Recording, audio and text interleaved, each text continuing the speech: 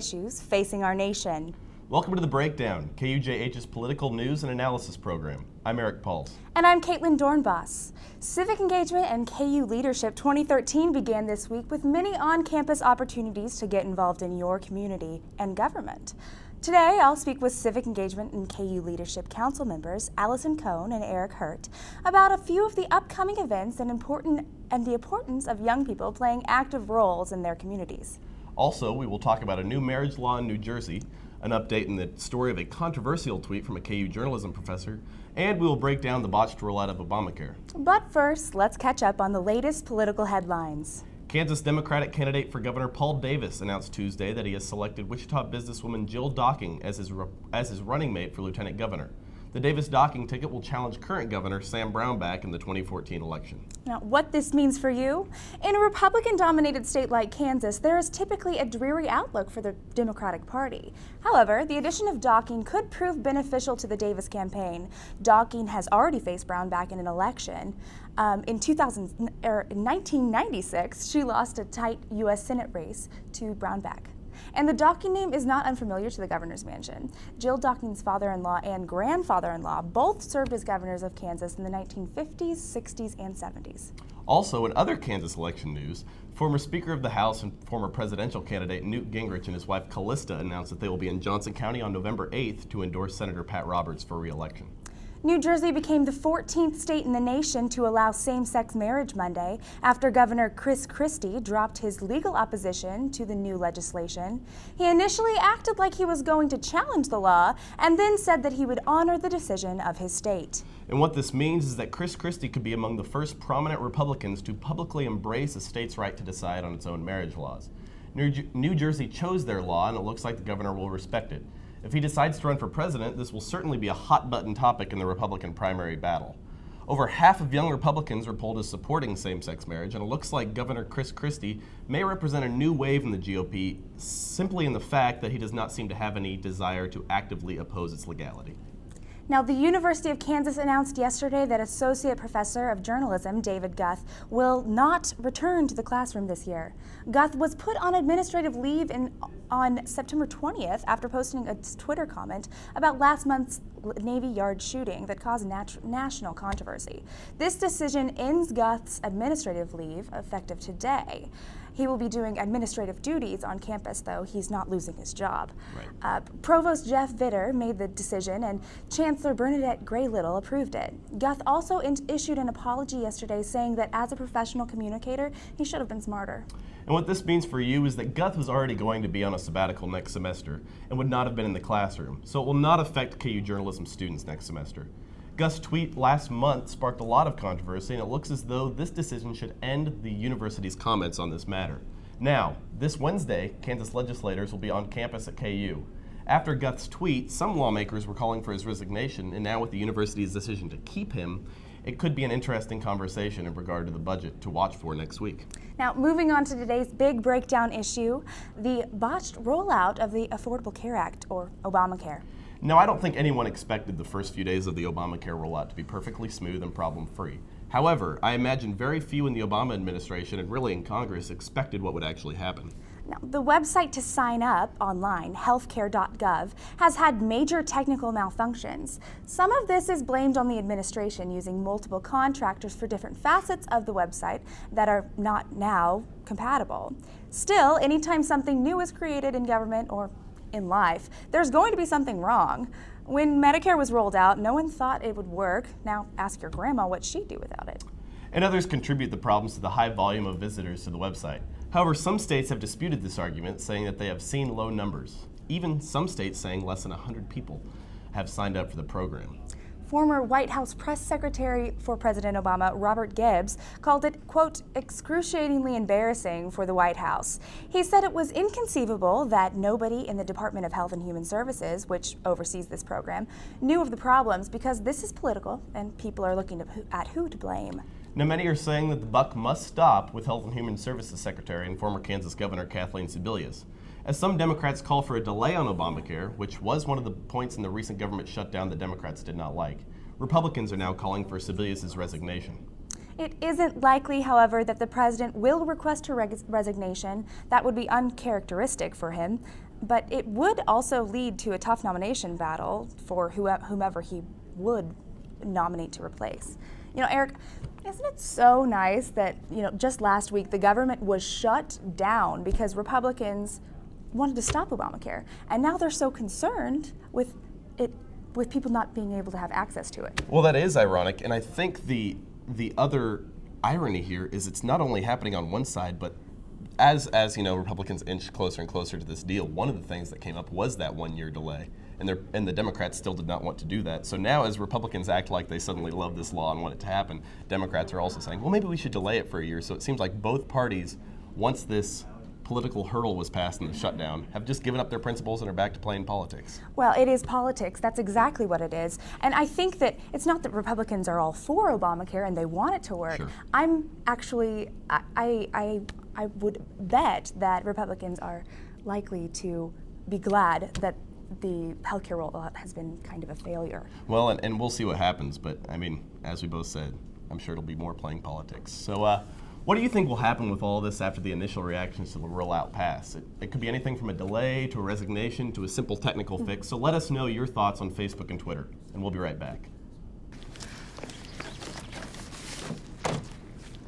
Wow.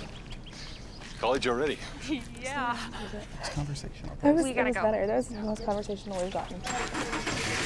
Is this where I hop out? Okay.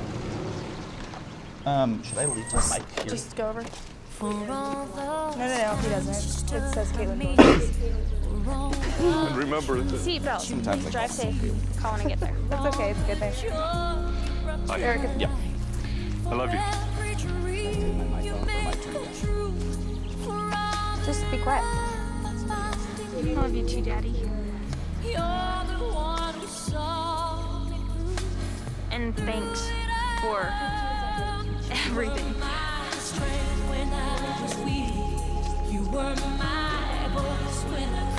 Gratitude. Pass it on. A message from the Foundation for a Better Life. Welcome back to The Breakdown, where we break down the big issues and bring them closer to campus. I'm Caitlin Dornbos. Civic Engagement and KU Leadership 2013 began Sunday with numerous events on campus, encouraging young people to take action in their communities. From service projects to voter registration drives, KU students will have numerous opportunities to be civically engaged throughout the 11-day event, which ends October 31st. Here with me today are Civic Engagement and KU Leadership Council members Allison Cohn and Eric Hurt. Thanks for joining us. So let's talk a little bit about civic engagement. You know, oftentimes people say that young people, it's easy for them to be disengaged with their communities. So why do you think it's important to be civically engaged as young people?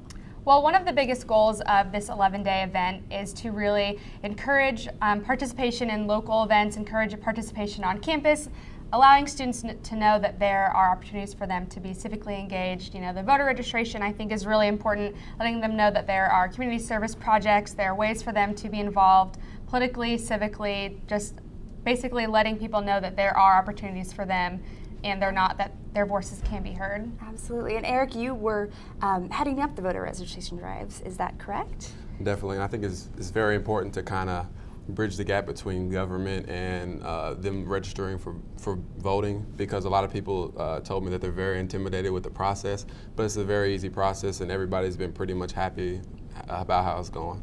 Now, can you take me through that process? I know after some of the voter registration laws have changed, can just any student sign up?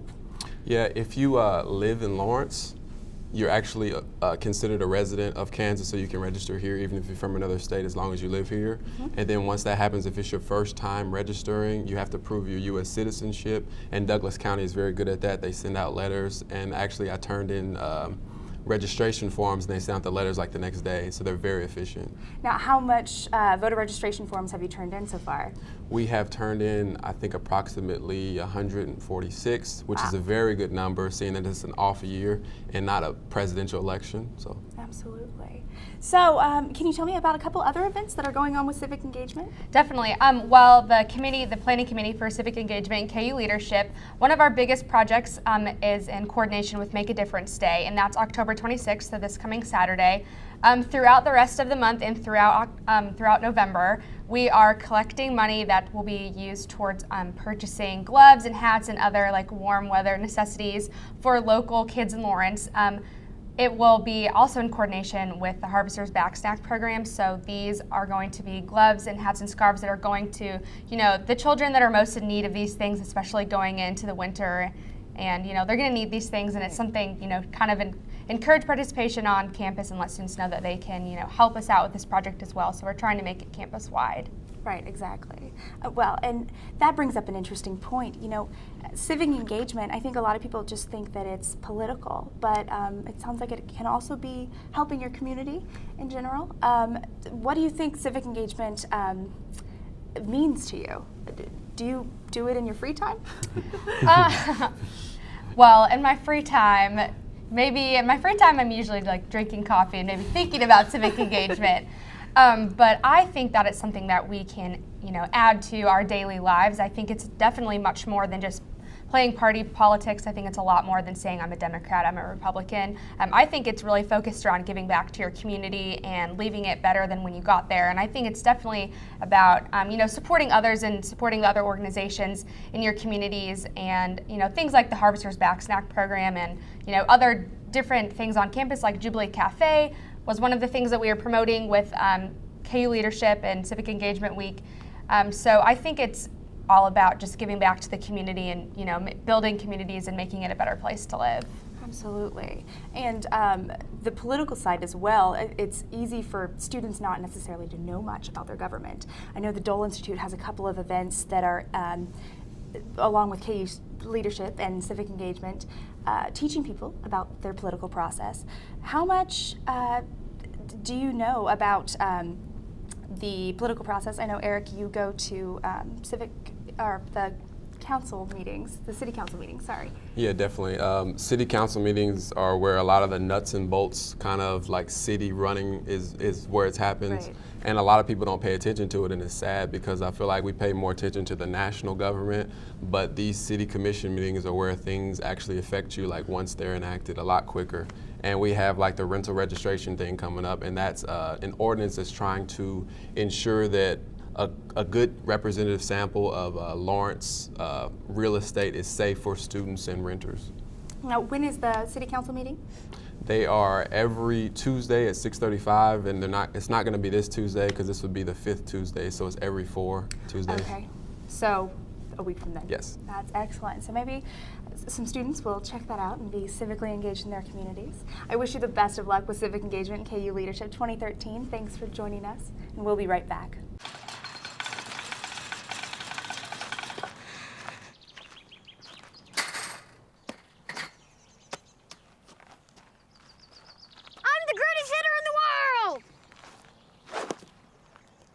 Strike one.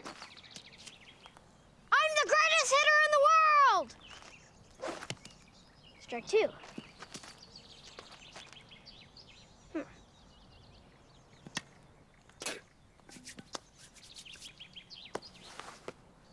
I'm the greatest hitter in the world!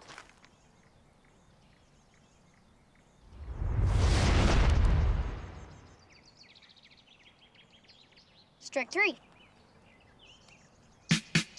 Wow, I'm the greatest pitcher in the world. Yes! Optimism. Pass it on. A message from the Foundation for a Better Life.